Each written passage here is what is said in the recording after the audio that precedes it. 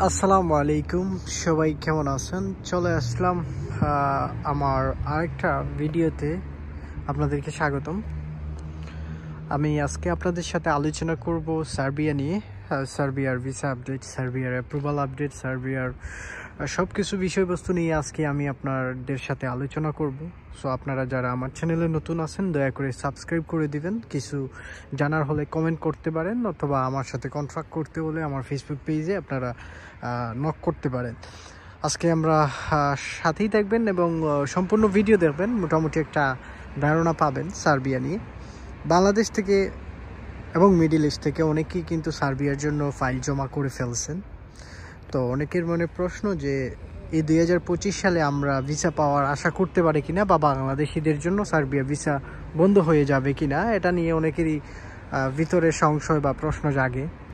বাংলাদেশের জন্য 2025 সালে সার্বিয়ার কোনো ধরনের ভিসা বন্ধ হবে না। স্টুডেন্ট ভিসা এবং কাজের ভিসা দুইটাই কিন্তু ওপেন থাকবে এবং এখনও ওপেন আছে।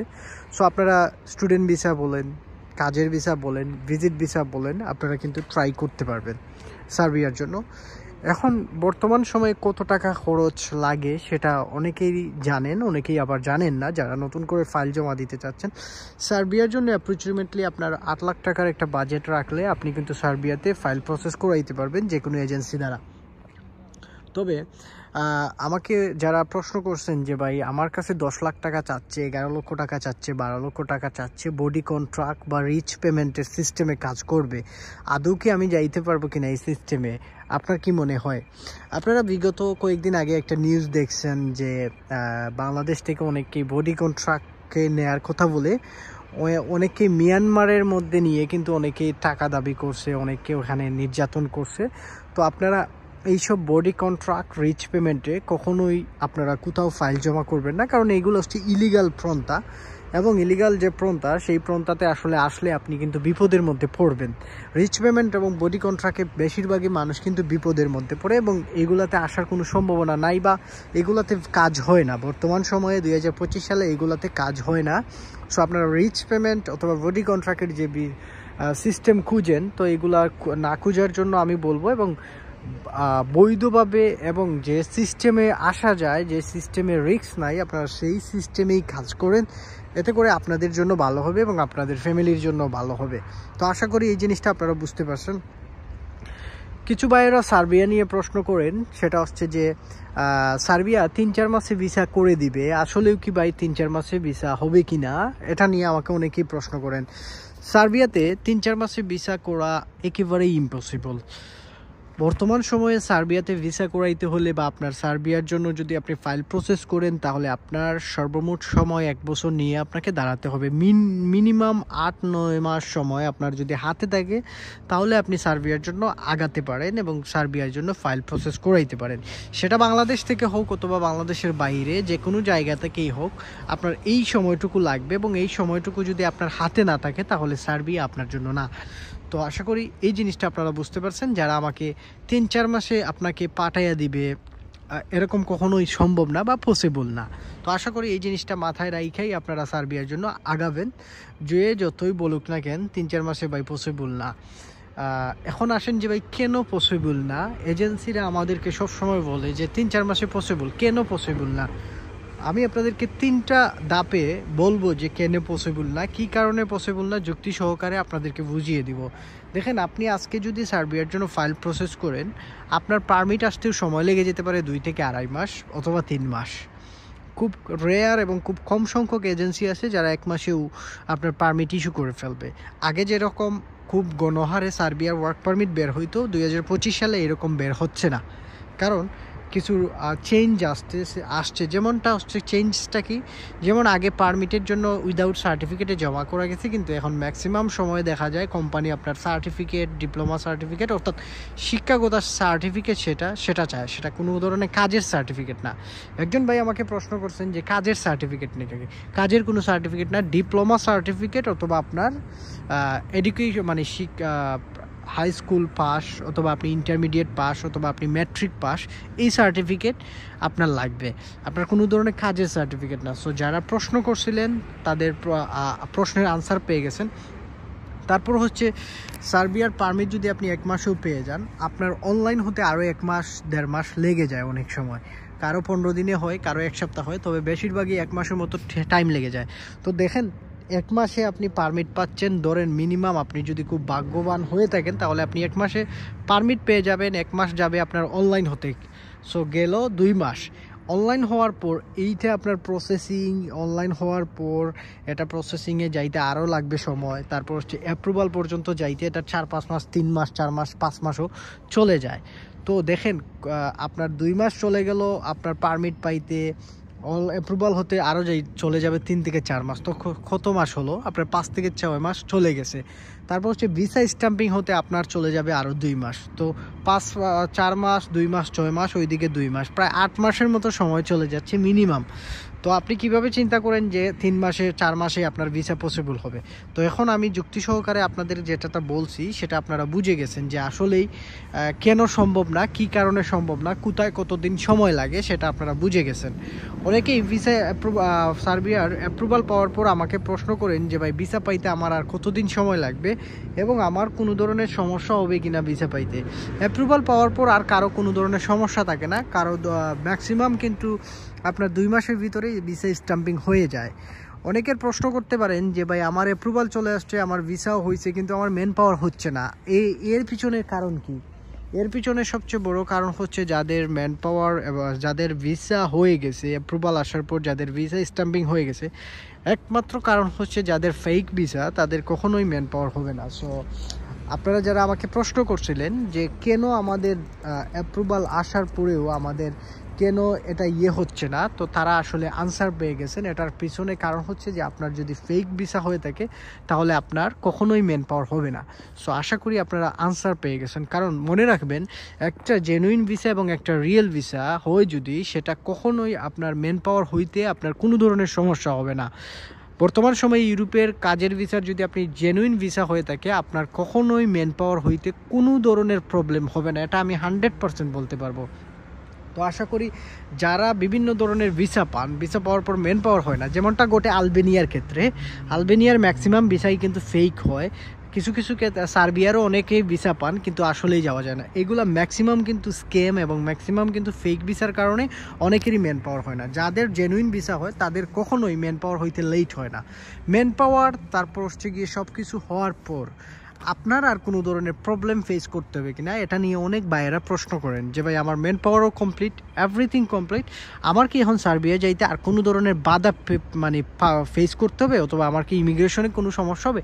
আপনাদের ম্যান পাওয়ার হওয়ার পর আর কোনো ধরনের সমস্যা থাকবে না। কারণ ম্যান পাওয়ার হয়ে গেলে মোটামুটি আপনি কনফার্ম আপনি ওই দেশে চলে যেতে পারবেন। কারণ একটা দেশে ম্যান পাওয়ার হওয়া মানে আপনি নিশ্চিত থাকতে পারেন যে আপনার সব কিছু জেনুইন।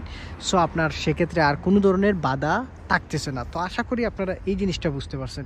যারা স্টুডেন্ট আছেন তারা স্টুডেন্ট ভিসাতে ট্রাই করতে পারেন, তবে সার্বিয়ার স্টুডেন্ট ভিসাটা আগের থেকে বাংলাদেশিদের জন্য একটু কমে গেছে। আগে অনেক ভিসা রেশিও ভালো ছিল, কিন্তু ওই যে বাংলাদেশিরা পালিয়ে যাওয়ার কারণে স্টুডেন্টরা, ইউনিভার্সিটিরা এখন অফার লেটারও ইস্যু করতে প্রবলেম করতেছে। তারপর হচ্ছে একটু সময় লাগতেছে, তারপর এমবেসিও এখন ভিসা দিতে বাংলাদেশদেরকে একটু কড়াকড়ি করে ফেলছে। তো আশা করি এই জিনিসটা আপনারা বুঝতে পারছেন। যারা স্টুডেন্ট ভিসা নিয়ে আমাকে প্রশ্ন করছিলেন, উইদাউট আইএলটিএসও কিন্তু আপনারা অ্যাপ্লিকেশন করতে পারবেন।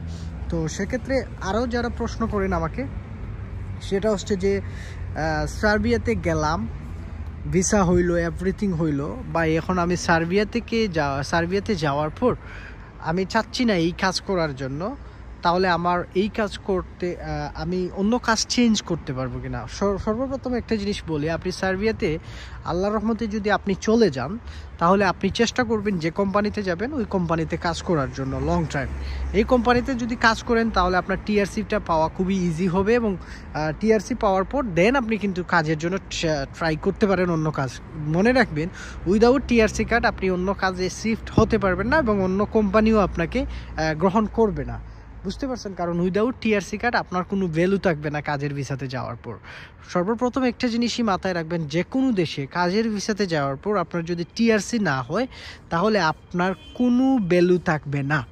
কারণ আপনি যে ওই দেশে আছেন, আপনার ভিসার মেয়াদ, যে পাসপোর্টের যে ভিসা, সেটার ভিসার মেয়াদ বেশি দিন আপনার থাকবে না। কিন্তু আপনার যদি একটা টিআরসি কার্ড থাকে, ওই টিআরসি কার্ডটাকে আপনি রিনিউ করতে পারবেন। ধরেন আপনি 6 মাসের ভিসাতে সার্বিয়া গেছেন ফর এক্সাম্পল, আপনি টিআরসি কার্ড পাইছেন 6 মাসের। এই টিআরসি কার্ডটা 6 মাস হওয়ার পর অথবা যে নিয়ম অনুযায়ী আপনি সেটাকে রিনিউ করতে পারবেন। এক এক দেশে এক এক নিয়ম, এক এক দেশে একটু 1 মাস আগে মেয়াদ শেষ হওয়ার আগে রিনিউ করতে হয়, এক এক দেশে মেয়াদ শেষ হওয়ার পর আপনাকে রিনিউয়ে দিতে হয়। তবে আপনি রিনিউ করতে পারবেন আপনার কাছে যদি টিআরসি কার্ডটা থাকে। কিন্তু আপনার কাছে টিআরসি কার্ড নাই, কিছুই নাই, তাহলে আপনি কিভাবে কি করবেন? কারণ আপনার পাসপোর্টের যে ভিসাটা দেয় সেটা তো বেশি দিনের জন্য থাকে না, তো সেটার মেয়াদ চলে যেতে পারে। সেটার মেয়াদ চলে গেলে আপনি কিন্তু তখন অবৈধ হয়ে যাবেন, আপনার কাছে কোনো বৈধতার প্রুফ থাকবে না। কিন্তু টিআরসি কার্ড থাকলে সেটা একটা প্রুফ। তো আশা করি আপনারা বুঝতে পারছেন, টিআরসি কার্ড হচ্ছে টেম্পোরারি রেসিডেন্সি পারমিট, অর্থাৎ অস্থায়ীভাবে আপনি ওই দেশে বসবাসের সুযোগ পাচ্ছেন। তো আশা করি সেই জিনিসটা আপনারা বুঝতে পারছেন যারা আমাকে প্রশ্ন করছেন। তারপর আরও কিছু ভাইয়েরা প্রশ্ন করেন যে ভাই সার্বিয়াতে গেলাম, গিয়ে আমি থাকতে চাই না, আমি চাচ্ছি অন্য দেশে ইউরোপের চলে যাব। এই ফাঁকে দিয়ে একটা কথা বলি, ইতালির একটা নিউজ আপনারা অলরেডি সবাই শুনছেন, তো খুবই কেয়ারফুল। এখন যারা অবৈধ পথে ইতালিতে আসতে চাচ্ছেন তারা কিন্তু সব কিছু জেনে শুনে আসেন। আগের মতো আর রাজনৈতিক আশ্রয়ে যে আপনার একটা পাওয়ার যে পসিবিলিটি ছিল বা ডকুমেন্টস করার যে একটা পসিবিলিটি ছিল, এখন কিন্তু এই সুযোগটা ইতালিতে একেবারেই কমে যাবে। এটা ফর এক্সাম্পল আমি লন্ডনের কথাই যদি বলি, যেমন আমিও লন্ডনের রাজনৈতিক আশ্রয় নিয়েছিলাম, আমাকে অ্যাকসেপ্ট করে নাই। কারণ লন্ডনের রাজনৈতিক আশ্রয় পাওয়া আর সোনার হরিং পাওয়ার মতো মানে একটা কথা আছে না, এইরকম। কারণ লন্ডনের বাংলাদেশি 100 জন যদি ক্লেম করে রাজনৈতিক আশ্রয় মারে তাহলে একজন পায়, ঠিক। বাট পক্ষান্তরে আপনি যদি ইতালি, ফ্রান্স বা অন্য ইউরোপের কান্ট্রির সাথে লন্ডনের তুলনা করেন, অনেক বাংলাদেশি আছে অনেক মানে সাকসেস হয় রাজনৈতিক আশ্রয় করে। কারণ এই সব ইউরোপীয় ইউনিয়নভুক্ত দেশগুলোতে রাজনৈতিক আশ্রয়ের জন্য একটু ভালো ছিল বাংলাদেশিদের, কিন্তু এখন সেটা কমে যাবে। নতুন যে আইন, নতুন যে সেটা নিয়ে আমি একটা ভিডিও মেক করব, এবং আপনারা যদি সেটা নিয়ে জানতে চান, বুঝতে চান, তাহলে আমাকে বলবেন কমেন্ট বক্সে যে এটা নিয়ে আপনি আলোচনা করেন, তাহলে আমি লাইভে আসবো, লাইভে আইসা আপনাদেরকে বলে দিব। এটার তারপরে অনেকে বলতে পারেন যে ভাই কি করব না করব, এটারও আমি গাইডলাইন্স বা আপনাদেরকে ইনফরমেশন দিব যে আসলে এটা ছাড়া আর কি কি আশ্রয় আপনি গ্রহণ করতে পারবেন বা নিতে পারবেন। তো আশা করি সার্বিয়াতে যারা থাকবেন না তারা চাইলে আসতে পারবেন, কারণ ওইখান থেকে মুভ করা যায়, বৈধ বা অবৈধ পথে মুভ করার ওয়ে আছে, গেম যেটাকে বলি, সেটাতে আপনি আসতে পারবেন, সমস্যা হবে না। ইনকামের পথা যদি সার্বিয়াতে বলি, আপনার 400 থেকে 450, 550 ইউরোর মতো আপনি ইনকাম করতে পারবেন সার্বিয়াতে। সর্বোপরি আরেকটা কথা বলি যে ভাই ফাইল জমা দেওয়া ঠিক হবে কিনা। আপনি ফাইল জমা দিতে পারবেন, সার্বিয়ার জন্য ফাইল জমা দিতে পারবেন। ভিসা রেশিও মোটামুটি ঠিক আছে, অ্যাপ্রুভাল হয় মাঝে মধ্যে, অনেকেই অ্যাপ্রুভাল পাচ্ছে, ভিসা স্ট্যাম্পিংও 2-1 পায়। তো আস্তে আস্তে এটা আরও বাড়তে পারে, আশা করা যাচ্ছে। আমি আজ থেকে 3-4 মাস আগে যাদের সাথে কথা বলছি, অনেকেই ফেসবুকে নক দেন যে ভাই অ্যাপ্রুভাল পাইছি, এখন ভিসা কতদিনে পাবো, সেটা তো বলছি। তো এর থেকে আমিও বলতে পারি যে যেহেতু আমার কাছে অনেকেই ইনবক্সে নক দেন যে ভাই অ্যাপ্রুভাল পাইছি, কতদিনে স্ট্যাম্পিং আসবে, তো সেই যে বিষয়গুলো এগুলা দেখেই কিন্তু আমি আপনাদের সাথে ইনফরমেশন তথ্য শেয়ার করি। যেহেতু প্রতিদিন আমার কাছে 2-1 জন করে অনেকেই অ্যাপ্রুভালের মেসেজ করেন যে ভাই অ্যাপ্রুভাল পাইছি, দোয়া করবেন, কতদিন লাগতে পারে। তো সেই ক্ষেত্রে সেই বিষয়গুলো বুঝেই শুনেই কিন্তু আমি আপনাদেরকে আপডেট দিচ্ছি যে এখন কিন্তু সার্বিয়ার জন্য অ্যাপ্রুভাল আসতেছে, এবং আপনারা সেটা অনেকেই জানেন, অনেক কানেই দেখতেছেন, অনেক এজেন্সিও অ্যাডভার্টাইজিং করতেছে। তবে খুবই কেয়ারফুল, ভালো মানুষ ছাড়া ফাইল জমা দিয়েন না, তাহলে সময় এবং টাকা দুইটাই নষ্ট হবে। সবাই ভালো থাকবেন, সুস্থ থাকবেন, বিদায় নিয়ে নিচ্ছি। আসসালামু আলাইকুম, আল্লাহ হাফেজ।